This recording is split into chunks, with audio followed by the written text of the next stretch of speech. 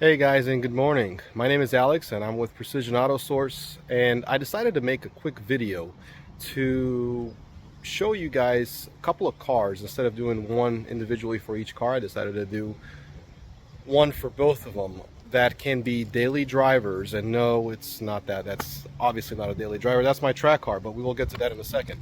What I wanted to get to is what kind of daily drivers can you buy for the price of a Camry that are ultra luxurious. And behind me, or in front of me, I have 2015 A8L and a 2018 Q7 that's my wife's. Now, why do I like these cars so much? Well, the price point that I got these for, or that you could buy them for, is a fraction of what they used to cost when it was new. The A8 over there used to cost a little bit over $93,000. The Q7 over there was $86,000. The Q7 is around $20,000, a little bit over $20,000. The A8, you could, depending on options, you could find anywhere between even as low as 13 to 16, 17,000 miles. Now, let's talk about the A8 first. The A8 is a 2015, as I mentioned, and I'm going to turn the camera around here and show you exactly what the A8. Obviously, as you can see, both of the wheels, they have the same wheel package, which means they have the sport package. Now, the reason I'm doing this and the reason I bought them as a car enthusiast, and I'm sure a lot of you that are watching are car enthusiasts as well, I like a more sporty feel. So the A8, it's actually kind of a unicorn because not a lot of them got made this way. This has the sport differential. That's the same thing on S4, SQ5. So it's very sporty driving. It does have the air suspension, and this particular one, if it weren't for me selling it to a really good customer on mine, I was really considering keeping it as a daily driver, because at this price point it is absolutely a fantastic car. It is a one owner car, 120,000 miles, but it has been maintained at the Audi dealer since new. Florida car. Like always, I mean, I try to get these clean cars. My whole motto in business is, if it's not good enough for me, it's not good enough for my customer. So being as OCD as I am, like I mentioned in my other videos, it has to be in really good condition for me to even consider keeping it. But it does have, you know, loads of options. Soft closed doors. I'm going to start it up for you over here. Everything works on it, which is phenomenal for an Audi. A lot of people say that they break down, but I've had a really good luck with them.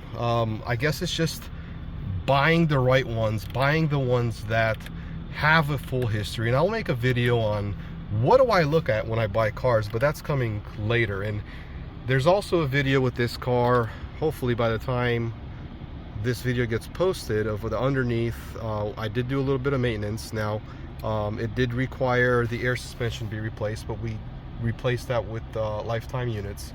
But this package, and I'm already forgetting the packages, but it has the diamond stitch, which is the it's the luxury package, which was $4,200. You could see, I don't know if it focuses in, but it has, it's not focusing, but take my word. Here we go, it's focusing a little better. So there's two windows practically glued together, and the dual pane glass is break resistant, Audi says, which makes it a lot stronger. So as I said, the luxury package, you have the suede, headliner. This has the technology, obviously navigation, all of that. My favorite feature on this are the cooled seats, and my favorite all time of it that I use all the time, and I got spoiled from my wife's car, the Q7 has it as well, are the massage seats. Now, this may seem as a gimmick, but trust me when I say so, once you get used to it, you will want it all the time. So again, other options, has a good cruise control with the proximity, follows the car in front of you, brakes for you, stop and go, traffic assist, everything for a budget. And this car is so luxurious. Heads up display, forgot about that. So You can't hear anything when you drive it. It is absolutely a treat to be in here.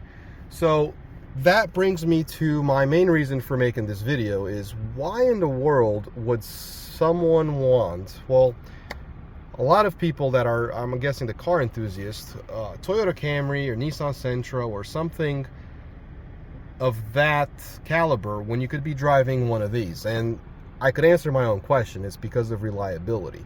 But if you're a car guy or car girl and you know how to work on cars a little bit, there should be absolutely no reason why to be scared of these. These supercharged V6s are pretty bulletproof, nothing major on them. They're pretty easy to work on. The transmission, again, the 8-speed automatic, even the 6-speed, they're very reliable units, ZF units, where you shouldn't have any problems. So that being said, I would much rather spend my money on one of these or something similar, even BMWs or something of a different caliber of a car, more luxurious than driving a run-of-the-mill car that just brings you to point A to point B just for it to be or perceive reliability, because these have been reliable as well. I've been driving this quite a few, absolutely no issues. This one I've put about 20,000 miles, gets driven every single day. Now, going to the Q7, this is my all-time favorite SUV. And I didn't think I was going to say this because my all-time favorite SUV was the BMW X5. However, let me explain to you why that has changed. Well, I think this looks phenomenal, especially with the sport package on it. The interior color is not my favorite. However, I could not be picky, and I'll tell you why. This as well is completely fully loaded. It's a little bit dirty here. Does have the TVs too. This one's out of here.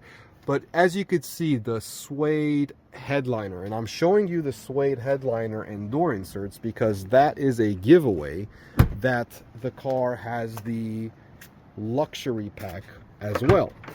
Now, these are a little bit harder to find. As I said, the color inside is not my favorite. I don't hate it, I don't love it. I prefer, I'm a black guy when it comes to the interiors.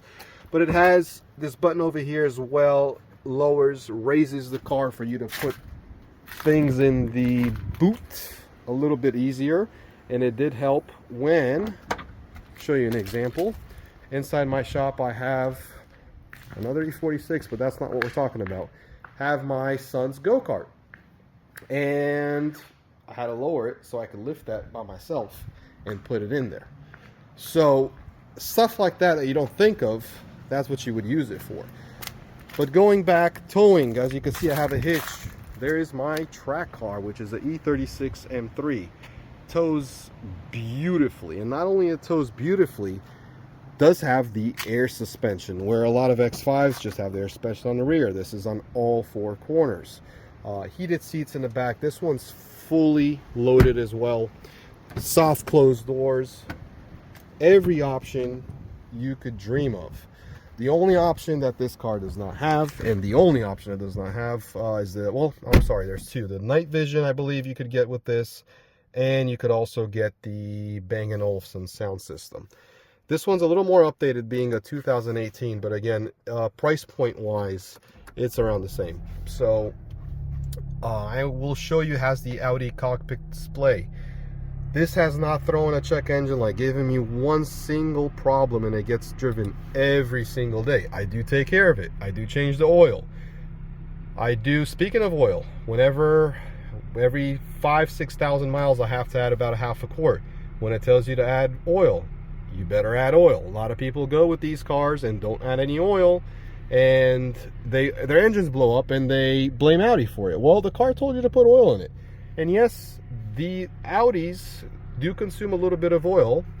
So do Lamborghinis. Same manufacturer of engines. So why? Because piston rings, they're, not to get into much detail, but from what I hear is that they're a little bit loosey-goosey to account for a little bit better gas mileage. So low friction equals better gas mileage equals a little bit of oil consumption, which doesn't bother me as long as it's not excessive.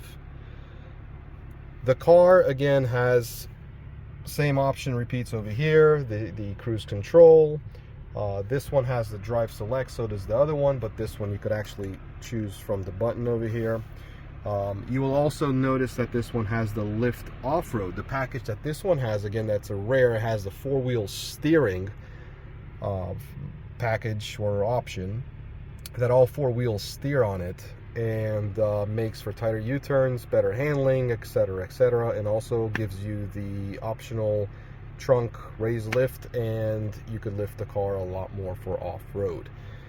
But that's quite what I wanted to tell you, just to give you. I'm not going to drive them because you know, a lot of people already know what these drive like. If you don't know what they drive like, go to your local dealer and drive one. They drive very nice, very quiet. The Q7 extremely quiet, and I just like bang for the buck automobiles, and that's why I keep gravitating towards German cars in general, European cars, because they just offer a lot of value for the money once they have been depreciated. I would never buy one of these full retail value unless I'm going to take it to the grave.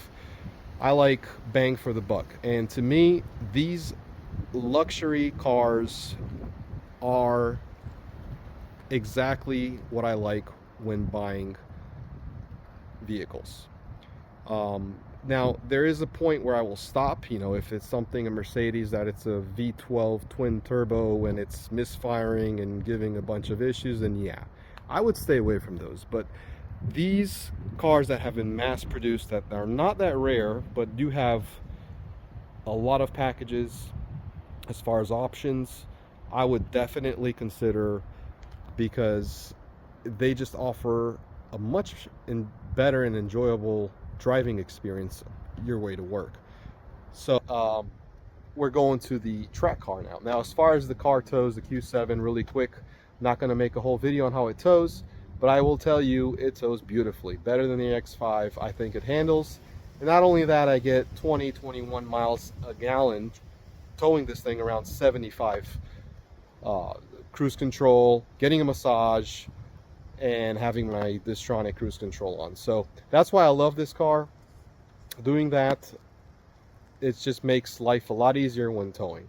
So I hope you enjoyed this video. The Q7, where is it? Right here. And the A8 are just an example of two cars that can definitely be in your garage for a low price of probably even cheaper than Camry or a newer Sentra or Altima or something of the sort. So definitely recommend these cars. Just make sure that you buy them that are well maintained.